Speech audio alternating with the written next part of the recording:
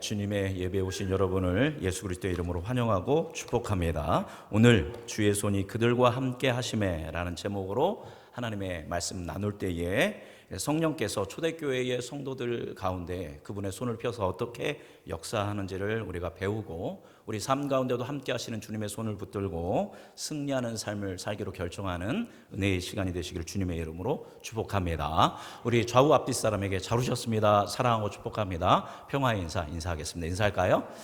잘 오셨습니다. 사랑하고 축복합니다. 감사합니다. 지난주에 우리는 고넬료의 가정에 성령이 강림하심을 통해서 이방인 중심의 첫 교회가 세워지는 것에 대한 말씀을 나누었습니다. 그렇게 가이사랴의 고넬료의 집에 교회가 세워질 때, 이방인 100%의 교회가 세워질 때 성령님께서는 고넬료의 가난한 심령, 그리고 그의 하나님을 향한 갈망함의 믿음의 태도, 또한 베드로의 겸손과 순종의 자세를 통해서 온 민족과 열방이 구원을 얻을 수 있는 그 이방인의 선교의 길을 열어주셨습니다. 그리고 이 고넬료의 가정에서 일어났던 성령 강림의 놀라운 사건, 그래서 그들이 세례를 받고 교회가 세워지는 이 사건은 예루살렘의 교회, 당시 핵심 교회죠. 예루살렘의 교회의 사도들과 형제들에게도 이 소식이 전해집니다. 우리 1절 말씀 같이 읽어보겠습니다. 읽어볼까요? 유대에 있는 사도들과 형제들이 이방인들도 하나님의 말씀을 받았다 함을 들었더니, 바로 예루살렘에 베드로가 도착하기도 전에 소문이 예루살렘까지 전해진 것입니다. 이제 베드로가 때가 돼서 예루살렘 교회로 이제 올라오게 됩니다.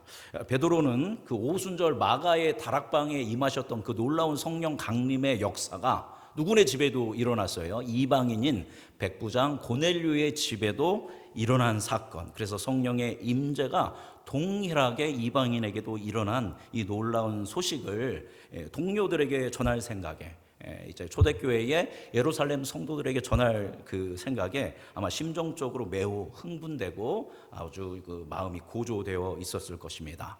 이런 찬송이 있죠. 이 기쁜 소식을 온 세상 전하세. 큰 환난 고통을 당하는 자에게 주 믿는 성도들 다 전할 소식은 누가 오셨네? 성령이 오셨네. 같이 읽어보겠습니다. 성령이 오셨네. 성령이 오셨네. 내 주님 보내신 성령이 오셨네. 이 기쁜 소식을 온 세상 전하세. 성령이 오셨네. 할렐루야. 베드로가 너무 행복했을 것입니다. 그냥 우리 이스라엘 사람들에만, 예루살렘에만 성령의 강림이 임했는 줄 알았는데 누구에게도, 로마 사람에게도 성령의 강림이 오셨다. 이 기쁜 소식을 온 세상 전하세. 성령이 오셨네. 이걸 지금 누구에게 전하러 가고 있어요? 예루살렘의 본 교회, 초대교회 핵심 교회에 이제 전하러 이제 기쁨으로 가고 있습니다. 베드로는 교회의 반응이 어떻다라고 생각했을까요? 베드로 형제님 정말 고생이 많으셨습니다. 아니, 이방인에게도 성령이 임하셨다면서요. 정말 우리가 상상할 수 없는 일이 일어났네요. 과연 이게 하나님의 뜻이 무엇일까요? 이러한 질문. 또 그들이 정말 예수님을 전했더니 예수님을 구주로 받아들이던가요? 이러한 반응이었을까요? 이런 반응을 하면 너무 좋죠. 그런데 어떤 반응을 했는지 2절 말씀 같이 읽어보겠습니다. 2절 읽어볼까요? 베드로가 예루살렘에 올라갔을 때에 할례자들이 비난하여. 베드로를 기다리는 것은 환대와 격려가 아니라 무엇이 기다리고 있었어요? 형제들의, 성도들의 비난이 기다리고 있었다라는 겁니다. 열심히 사역하고 왔는데, 죽어가는 영혼들을 살리고 왔는데, 놀라운 성령의 강림의 역사가 일어났는데 비난을 했다라는 것입니다. 그렇다면 이들은 뭐를 가지고 비난했을까요? 왜 우리랑 상의하지 않고 이방인들에게 복음을 전했습니까? 또 복음의 핵심은 무엇입니까? 하는 그런 본질적인 질문을 던졌으면 좋겠지만 그런 것이 아닙니다. 3절 읽어보겠습니다. 이르되 내가 무할례자의 집에 들어가 함께 먹었다 하니. 뭐를 비난했어요? 네가 무할례자의 집에 들어가 어떻게 당신이 이방인의 집에 방문할 수 있단 말입니까? 대체 정신이 있는 겁니까? 엄연히 이거는 율법의 위반 행위입니다. 두 번째로는 설상가상으로 그들의 집에 들어가는 것도 못 봐주겠는데 그들이랑 심지어 뭐 같이 먹었어요? 밥까지 같이 먹었습니다. 식사까지 했다라는 것입니다. 이방인의 집에 들어간 것도 큰 잘못인데 그들과 함께 밥까지 먹다니 정말 당신은 제정신입니까 하면서 베드로를 향해서 예루살렘 교회의 초대교회 성도들이 비난을 가했다라는 것입니다. 여러분, 이들이 본질적인 게 아니라 아주 비본질적인 것을 가지고 비난하고 있습니다. 지금 베드로를 비난하고 있는 사람이 누구예요? 바리새파인들인가요? 아닙니다. 대제사장인가요? 아닙니다. 바로 초대교회의 누구예요? 성도들입니다. 특별히 지도자들이었을 거예요. 사도들도 있었을 거고 많은 지도자들이, 장로들이 이를 공격하면서 어떻게 유대인이 이방인과 같이 밥을 먹을 수 있단 말입니까? 당신 그거 똑바로 한 겁니까? 하면서 공격을 가했다라는 겁니다. 이방의 형제들이 성령을 받고 뭐를 받았어요? 말씀을 받는 놀라운 일이 일어났는데 이건 관심 있어요, 없어요?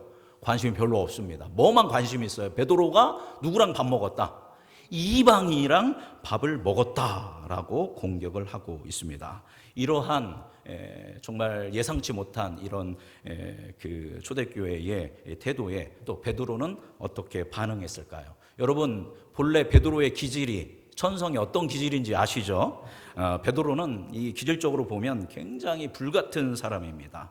아마 베드로의 기질대로 했다면 당신들이 여기 지금 예루살렘에 편히 머물고 있을 때 나는 장거리를 돌아다니면서 룻다로 가고 요바로 가고 요바에서 가이사라로 가고 가이사라에서 지금 예루살렘까지 오면서 많은 이들에게 복음을 전하고 교회를 든든하게 세웠다. 나는 8년 된 중풍병자도 고치는 사역도 했고 죽은 다비다라는 여제자도 다시 살리는 역할을 했고 가이사라에서는 거기서 내가 말씀을 전할 때 성령이 임하였다. 이 상상할 수 없는 일이 일어났는데 당신들은 도대체 예루살렘에 편히 앉아서 지금 무슨 일이 일어났는지도 모르면서 지금 수제자인 나를 지금 지적질한단 말입니까? 이게 베드로의 성격입니다. 만약에 앞에 상이 있었다면 베드로가 이야기를 하면서 뭐를 했을까요? 상을 그냥 엎으면서 막 소리를 고래고래 질릴 게 누구의 성질이에요? 베드로의 그러한 천성과 기질이다라는 것입니다. 그런데 베드로는 어떻게 했을까요? 그런데 우리 4절 같이 읽어보겠습니다. 베드로가 그들에게 이 일을 차례로 설명하여 화냈나요?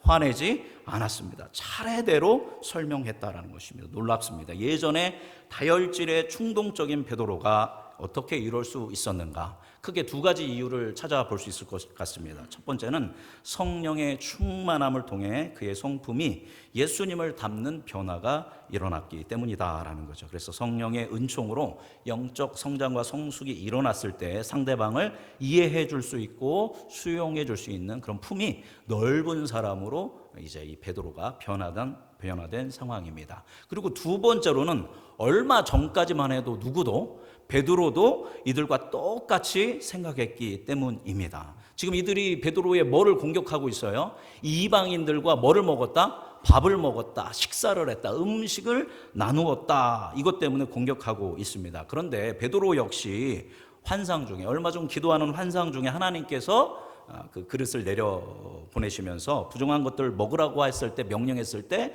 베드로가 뭐라고 합니까? 주여, 그럴 수 없나이다. 나는 평생 부정한 것 먹지 않고 깨끗한 것을 먹으면서 하나님의 말씀대로 살아왔는데 어떻게 저한테 이 부정한 것을 먹으라고 합니까? 몇 번 거절해요? 3번이나 거절합니다. 누가 말씀하시는데, 하나님이 말씀하시는데도 이 베드로는 이것을 거절했다라는 것입니다. 바로 자기가 평생 동안 지켜왔던 세계관, 율법의 세계관, 평생이 아니라 1500년 가까이 이스라엘이 지켜온 율법을 어길 수 없었던 것입니다. 그런데 지금 자기가 그렇게 반응했던 것처럼 현재 예루살렘의 성도들도 똑같다라는 겁니다. 그래서 자기가 이 경험한 일이 예루살렘 교회의 성도들 역시 마음이 편하지 않을 것을, 그리고 그래서 자신을 비난하는 것을 베드로가 충분히 이해할 수 있었던 것입니다. 정말 베드로가 멋지게 변했죠. 자, 그런데 그래서 베드로는 자기가 본 환상, 그리고 또 누가 본 환상? 고넬료가 본 환상. 그래서 둘이 어떠한 신비로운 하나님의 섭리 속에 만나게 되었는지, 그래서 그곳에서 베드로가 예수 그리스도에 대해서 증언할 때 어떠한 일이 일어났는지 차례차례 아주 소상하게 그리고 부드럽지만 아주 단호하고 명확하게 성령의 충만함 가운데 이 일어났던 사건들을 쭉 지금 비난하고 화가 난 예루살렘 교회의 지도자들과 성도들에게 설명을 해줍니다. 그 설명들이 쭉 오늘 본문에 나와 있는데 그 중에 핵심인 15절과 16절을 같이 읽어보겠습니다. 15절 읽어볼까요? 내가 말을 시작할 때에 성령이 그들에게 임하시기를 처음 우리에게 하신 것과 같이 하는지라. 첫 번째, 내가 예수님에 대해서 증언을 하기 시작했더니 성령이 누구에게 임하셨다? 오순절에 우리한테 임하셨던 것처럼 이 고넬료 이방인의 가정에 이 로마 사람들에게도 똑같이 임하셨다. 16절 읽어보겠습니다.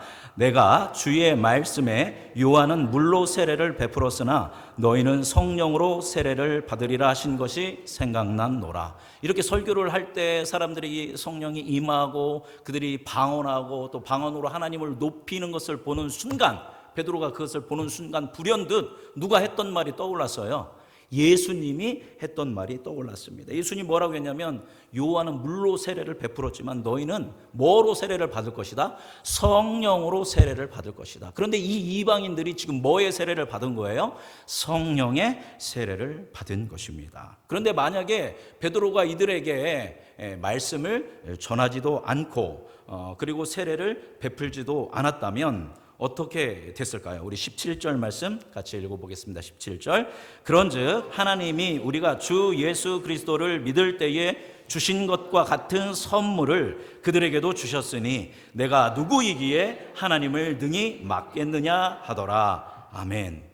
이렇게 성령이 임하셨을 때 내가 그들에게 계속 복음을 증언하고 그들에게 세례를 베풀지 않았다면 그건 내가 누구를 방해하는 거다. 성부, 성자, 성령 하나님께서 이 이방인의 영혼을 구원하는 구원 역사를 막게 되는 것이다. 내가 어떻게 감히 하나님을 막겠느냐라고 이야기합니다. 그러니까 베드로는 그 상황을 아주 정확하게 분별하고 인식하고 알고 있었다라는 것입니다. 이 말을 풀어서 한다면 이렇게 풀 수 있을 것 같습니다. 여러분 잘 제 얘기를 들어보십시오. 여차여차해서 여차여차 했습니다. 그런데 이것은 제가 한 것이 아니라 누가 하신 것입니다. 하나님께서 하신 일입니다. 나는 그냥 성령께서 명하시는 것에 순종하였을 뿐입니다. 이방인에게 복음을 전하는 것, 이방인들이 예수 그리스도의 이름을 구원받는 것, 나아가 우리가 그들과 연합하여 교회를 이루고 하나님의 나라를 이루는 것은 나의 뜻이 아니라 누구의 뜻입니다. 하나님의 뜻입니다. 라면서 이것을 자세히 설명을 아주 친절하게 명확하게 해 주었습니다. 그렇게 베드로의 이야기를 들으니까, 친절한 설명을 들으니까 또 얼마나 베드로가 성령 충만했겠어요. 그죠? 그랬더니 여기저기서 한 사람 한 사람이 고개를 끄덕이기 시작했을 것입니다. 그리고 그렇게도 적대적이었고 베드로를 향해서 맹비난을 부었던 그 초대교회 성도들의 모습은 마치 안개처럼 사라져 버립니다. 태양이 떠오르었을 때 안개가 사라지듯 그렇게 사라집니다. 우리 18절 읽어보겠습니다. 시작. 그들이 이 말을 듣고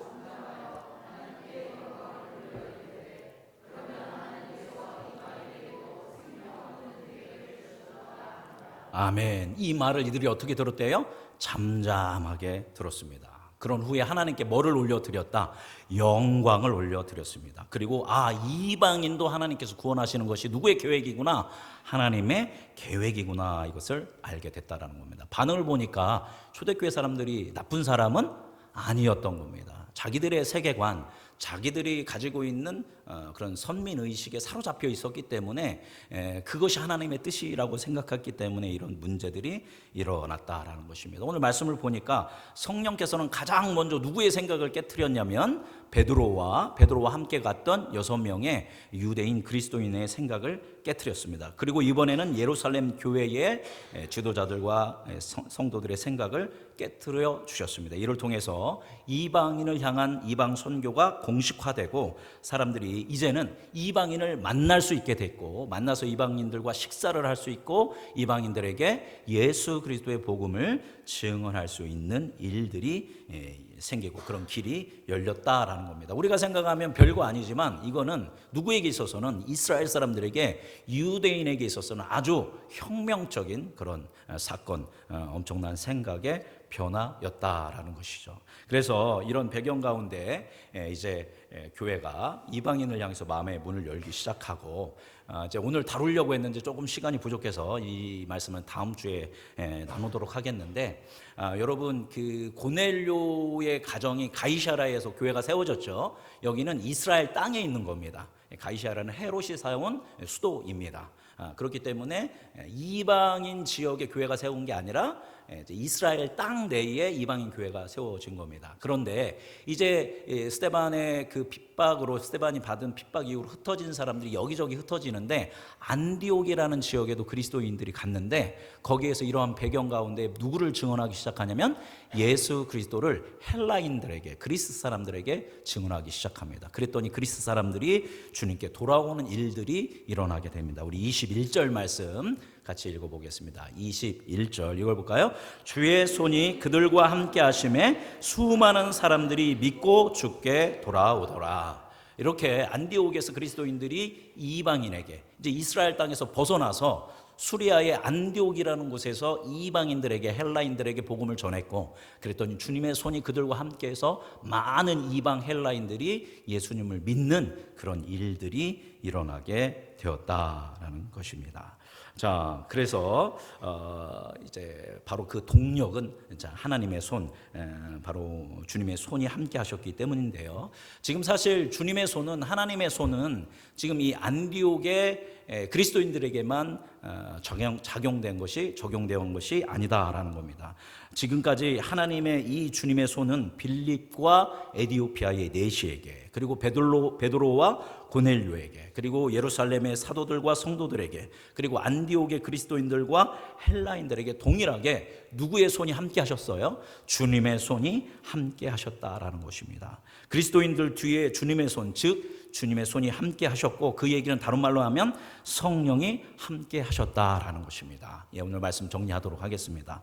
그렇다면 성령께서는 하나님의 손이 그들과 함께하면서 이 수많은 이 초대교회 성도들 가운데 어떤 일들을 행하셨을까요? 오늘 말씀을 보면 첫 번째, 하나님께서는, 성령께서는 그의 손을 통해서 환상과 성령 강림의 역사를 통해서 베드로와 유대인 그리스도인들의 선민사상, 그리고 고정관념, 이방인에 대한 편견을 깨트려 주셨다라는 것입니다. 이와 같이 성령 하나님께서는 우리가 가지고 있는 고정관념, 편견, 잘못된 신념을 깨트리고 우리 주위의 사람들을 이해하고 수용할 수 있는 그런 생명 구원의 역사를 이루시는 분이 우리 성령님인 줄 믿습니다. 누구도 그러냐면 예수님도 그러하셨다라는 겁니다. 예수님이 오셔서 많은 사람들의 친구가 되어 주셨어요. 그죠? 그런데 바리새파인들, 당시 종교 지도자들이 예수님을 비난할 때 뭐라고 비난하냐면 세리와 창기들, 그리고 죄인의 친구다라고 예수님을 비난했습니다. 당시 세리, 창기, 그리고 이제 문둥병자, 이런 병자들은 사람들이 뭐라고 여겼냐면 부정하다라고 여겼다라는 것입니다. 이런 편견과 고정관념을 가지고 있었는데, 예수님은 오셔서 누구한테 다가가셨어요? 바로 그 세리에게, 그 창기들에게, 그 죄인들에게 다가가셨고, 그들에게 손을 내미셨고, 그들을 위로해 주셨고, 그들을 구원의 길로 이끌어 주셨습니다. 그래서 예수님이 세리와 죄인들의 친구, 맞습니까? 틀립니까? 비난하려고 했던 말이 맞는 말이 된 겁니다. 그래서 그들에게 구원의 세계를 열어주셨고, 그래서 이후에 초대교회 교회는 그런 죄인들을 수용하고 함께하는 그런 공동체로 예수님의 길을 따라갔다라는 것입니다. 이것이 첫 번째고요. 다음으로 오늘 말씀을 통해 알 수 있는 또 한 가지는, 성령께서 주님의 손이 함께할 때 베드로의 이야기를 통해서 예루살렘 성도들의 마음을 녹여주시고 그들을 이해시켜 주셨다라는 것입니다. 그리고 이와 같이 성령께서 말씀을 통해 이제 초대교회 공동체에 갈등이 아니라 화평을 이루시고 분열이 아닌 연합을 이루게 하셨다라는 겁니다. 베드로가 이방인에게 복음을 증언한 이 사실, 그들과 함께하고 그들과 함께 식사한 사실로 인해서 교회가 어떻게 된 거예요? 나뉘어 졌습니다. 이들이 비난했다고 했죠. 이 비난의 원어를 찾아보면 갈라치다 이런 뜻을 가지고 있어요. 그러니까 비난을 하게 되면 누군가가 누군가를 비난하게 되면 뭐 하게 되어 있어요? 갈라지게 되어 있습니다. 분열하게 되어 있습니다. 갈라지고 분열하고 나눠지면 거기서 뭐가 일어나요? 싸움이 일어나고 갈등이 일어나기 마련이다라는 겁니다. 그런데 성령께서 주님의 손이 누구를 붙들어서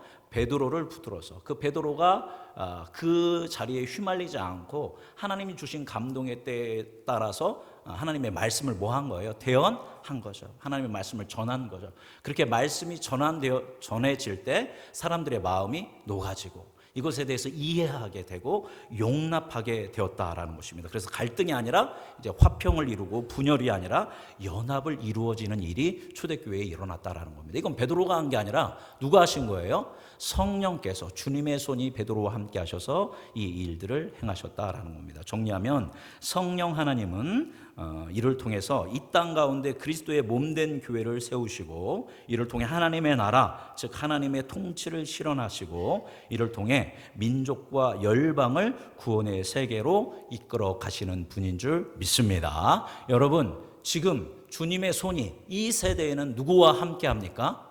바로 저와 여러분과 함께 주님의 손이 함께 하고 계시는 줄 믿습니다. 정말 믿으시나요?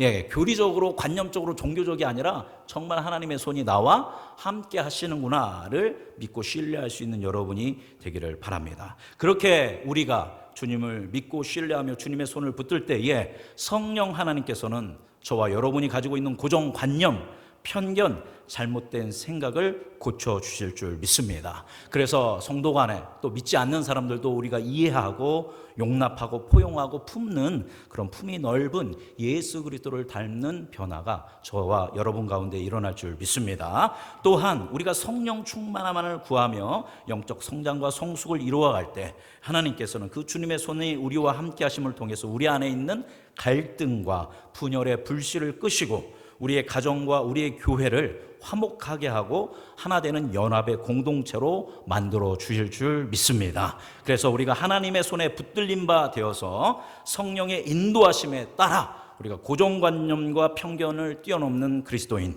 갈등이 아니라 화합을 이루고 분열이 아니라 연합을 이루는 그리스도인, 그래서 이 땅에 죽어가는 영혼을 살리고 어려운 가운데 있는 이들을 돌보며 하나님의 다스림을 이 땅 가운데 이루어가고 하나님의 나라를 세워가는 우리 음성중앙교회가 되기를, 말씀 듣는 여러분 한 사람 한 사람 되기를 주님의 이름으로 축원합니다. 기도하겠습니다.